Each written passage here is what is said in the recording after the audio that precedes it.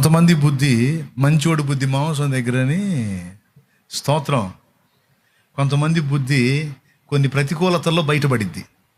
అన్నీ బాగున్నప్పుడు మనతో కలిసి హల్లెలూయా స్తుతి మహి అంటారు. కొన్ని బెడిసి కొట్టినాయి అనుకో, ఇక మనం హల్లెలూయా అంటలేదు, హల్లెలూయా లేదు.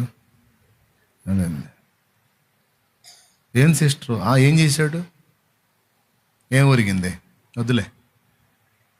ఏం బ్రదరు ఏం వద్దులే బ్రదరు, వదిలేసాంలే, వేస్ట్. ఈ పునాది లేనోళ్ళు,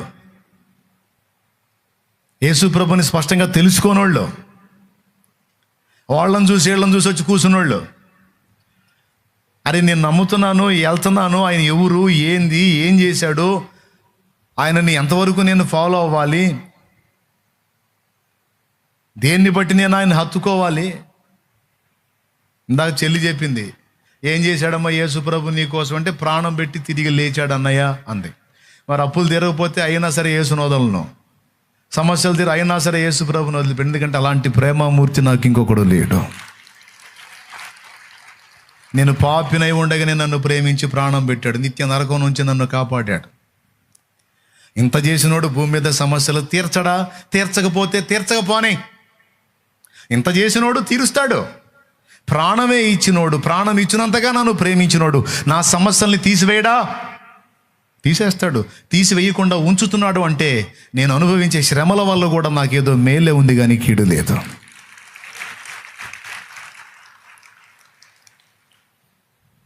అంతేనంటావు, అంతే, 100% అంతే. వదిలేనంటావు, వదిలేసేదేం లేదు, ఇంకా గట్టి పట్టమే కానీ సర్దుకునేదేం లేదు. అట్టయితే మిమ్మల్ని మీ బతుకుల్ని ఎవరో మార్చలేరు. ఎవడో మార్చేదే ఉంది, ఆల్రెడీ మారిపోయాం క్రీస్తులో మేము. ఇక మళ్ళీ మమ్మల్ని ఎవడో మార్చేదేం లేదు.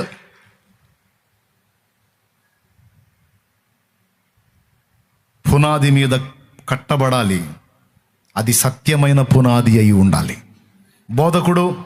ప్రతి బోధకుడు కూడా ఈ విషయాన్ని గ్రహించాలి. కొంతమంది సేవకుల్లో కూడా సత్యం పట్ల ప్రేమ ఉండదు, సత్య విషయమే రోషం ఉండదు, పట్టింపు ఉండదు.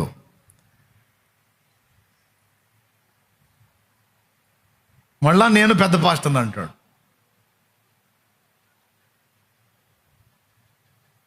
చెబుతున్న పెద్ద పాస్టర్ అయితే అయ్యో నాయన ముందు కాస్త సత్యం కోసం రోషం కలిగి ఉండయి అని చెబుతాను నేను. అసలు పెంచుతున్నావు కదా, ఏం పునాది వేస్తున్నావో ఆ పునాది సత్యమో కాదో చూడయ్యా. ఒక ఆయన అంటాడు 7 ఏళ్ల శ్రమల్లో మనం ఉండం అంటాడు. అసలు 7 ఏళ్ల శ్రమలు ఎన్ని రకాలో చెప్పడం. 7 ఏళ్ల శ్రమల్లో మనం ఉండం అంటాడు. ఓ పక్క అంతం తగలబడితే ముంచుకొని వస్తా ఉన్నా సరే ఇంకా నిద్రపోండి ఏం కాదంటున్నాడు. మళ్ళీ వీళ్ళు పెద్ద పాస్టర్లు. నీకు తెలియనప్పుడు వదిలే దాన్ని ఎత్తవాకు అంటాను నేను. తెలియనప్పుడు వదిలే దాన్ని ఎత్తవాకు. ఒకవేళ ఎత్తావా దానికి ఎలా చెప్పాలో స్పష్టంగా తెలుసుకొని చెప్పు. లేదు మా తాతల తండ్రుల పునాదులు అయ్యే, నేను కూడా అందులోనే వస్తాను. ఒరే నిద్రమోహం కూడా చూడు కొద్దిగా అంటాను నేను. గ్రంథం చదువు. మా మా మా తల్లి సంఘంలో మందులు ఆడమండి, మా తల్లి సంఘంలో మందులు ఆడ, మాది పిల్ల సంఘం కూడా మందులు ఆడదు. ఎక్కడుంది బైబిల్లో? మా తల్లి సంఘంలో నెలకోసారి ఇచ్చారండి బల్ల, మా పిల్ల సంఘంలో కూడా నెలకోసారి, మేమంతే. ఎక్కడుంది నెలకోసారి ఇవ్వాలని బల్ల? నువ్వు పరిశీలించాలి కదా. నువ్వు ఒక బోధకుడుగా బోధ చేస్తున్నప్పుడు వాక్య పరిశీలకుడుగా నువ్వు ఉండి సంఘాన్ని సత్యంలో కట్టాలి కదా. కొంతమంది ఏమో పారంపర్యాల్లో ఫిక్స్ అయిపోయారు, కొంతమంది ఏమో అబద్ధ బోధలతో చేతులు కలుపుతారు. నాకు వచ్చిన ఇబ్బంది ఏం లేదు, ఎవడిని వాళ్ళు లెక్క అడుగుతాడు, ప్రతి ఒక్కడిని లెక్క అడుగుతాడు రేపు అక్కడ. దౌర్భాగ్యుడు ఇలా ఎందుకు చేశావని.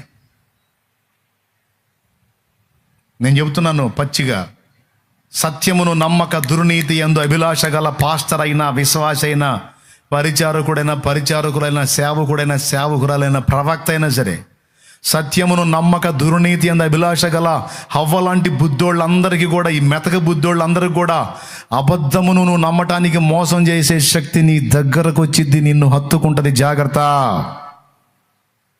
ఒక వార్నింగ్తో ముగిస్తున్నా. మెతక బుద్ధోళ్ళారా, చెంచల మనస్కులారా, అస్థిరులారా, సత్య విషయంలో రోషం లేని వాళ్ళారా, సత్యమును ప్రేమించని వాళ్ళారా, అబద్ధం నిన్ను హత్తుకుంటుంది. అబద్ధాన్ని జరిగించేటువంటి సైతానుగాడు నిన్ను మోసం చేస్తాడు. నేను చెప్పలా, అలా మోసం చేసే శక్తిని దేవుడే నీ మీదికి పంపుతున్నాడని రాస్తుంది.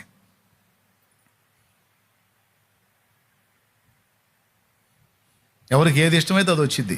ఫైనల్కి ఈజీగా అర్థం కావటానికి ఒక మొక్క. ఎవరికి సత్యం ఇష్టం అనుకో, నీకు సత్యం సరఫరా చేయటానికి దేవుడు దీపస్తంభాల నుంచి ఆ దీపాన్ని నీకు పంపిస్తాడు.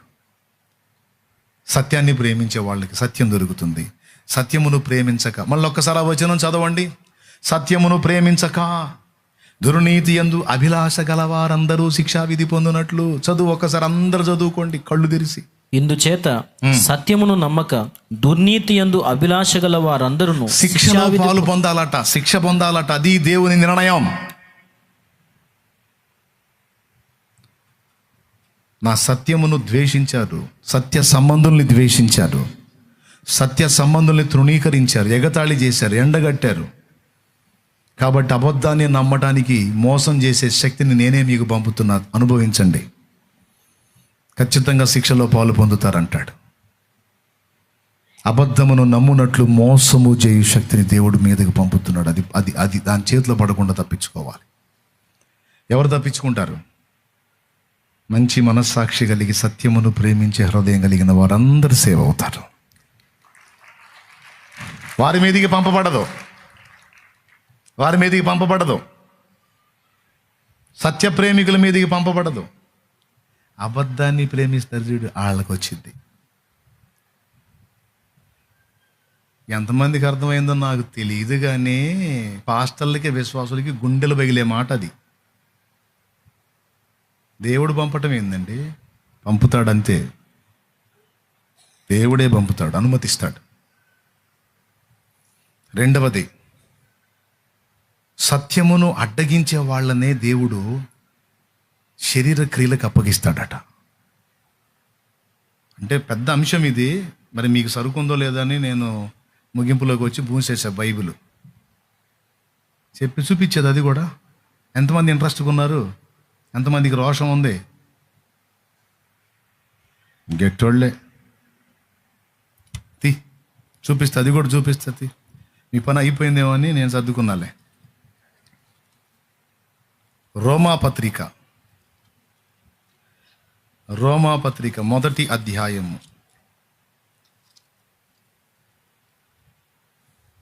18వ వచనం చదువు. దుర్నీతి చేత సత్యమును అడ్డగించు మనుషుల యొక్క సమస్త భక్తిహీనత మీదను దుర్నీతి మీదను దేవుని కోపము పరలోకము నుండి బయలుపరచబడుచున్నది. దేన్ని అడ్డగించే మనుషుల మీద? శాలేమన్న ఎందుకు సత్యమో సత్యమో సత్యమో సత్యమో అని కొట్టుకుంటాడంటే ఎందుకు?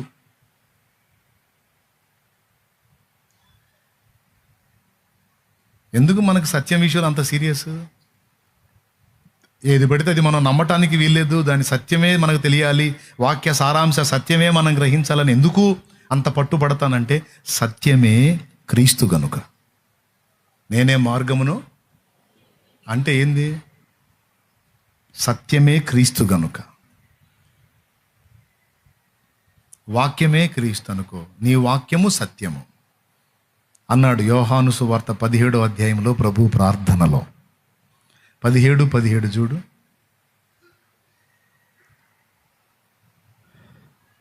యోహాను 17 చూడమ్మా. సత్యమందు వారిని ప్రతిష్ఠ చెయ్యుము, నీ వాక్యమే సత్యము. ఇది ప్రభు నేర్పిన ప్రార్థన. తండ్రి, పారంపర్యంలో వాళ్ళని ప్రతిష్ఠించు, తాత ముత్తాతల భక్తిలో వాళ్ళని ప్రతిష్ఠించు. తాత చిలకరింపే, డాడీ చిలకరింపే, మనవడు చిలకరింపే, మనవరాలు కూడా చిలకరింపే. ఆ పారంపర్యం కంటిన్యూషన్ వచ్చేటట్టు చెయ్యి అన్నాడా?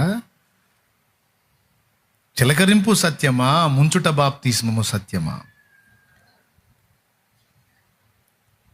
యేసు దేవుడు అన్నది సత్యమా, మరియమ్మ దేవత అన్నది సత్యమా? వాళ్ళది కూడా సత్యం లే అన్నయ్య, మనకి ఎందుకు అన్నయ్య? వాళ్ళతో ఓవరు కాలనీలు కలిదించుకుంటా ఎందుకు అన్నయ్య నీకు అసలుకే?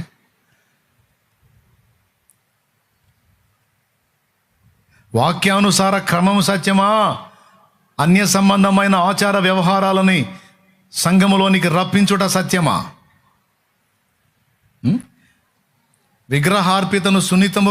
విగ్రహార్పితాన్ని తీసుకొచ్చి నీ ముందుకు పెట్టినప్పుడు సున్నితంగా తిరస్కరించుట సత్యమా? ఏం పర్లా తీసుకొని నోట్లో వేసుకొని మింగే